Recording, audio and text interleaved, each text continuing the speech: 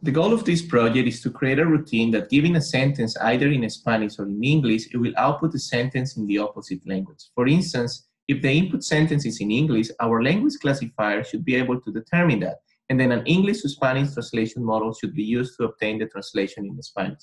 Contrary, if the sentence is in Spanish, an Spanish to English model should be used to obtain the translation in English. Our data consists of 10,000 lines of English and Spanish sentences. The language classifier was built using 3 layers of dense neural networks. After the model was trained for 20 epochs, a validation accuracy of over 99% was obtained. 4 different architectures of translation models were used: word-based and character-based translation, and models with and without teacher forcing. Teacher forcing is a strategy for training recurrent neural networks that uses model output from a prior time step as an input.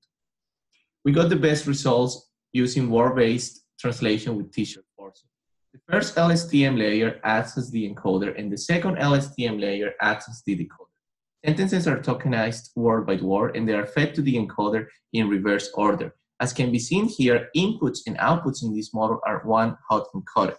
Also, the decoder target data is the same as the decoder input data, but offset by 1 time step. This is what we refer to as teacher forcing. If we couple our language classifier with the 2 translation models, we can obtain a bilingual translator. For instance, if we want to translate the sentence, "I want a beer," it will let us know that the input language is English and that the translation in Spanish is "quiero una cerveza." Moreover, if we try to translate "tengo frío," it will let us know that the input language is Spanish and that the translation in English is "I am cold." Finally, if we try something like "I want cereal," it will let us know that the key cereal does not exist in the input language dictionary, and therefore the translation cannot be performed.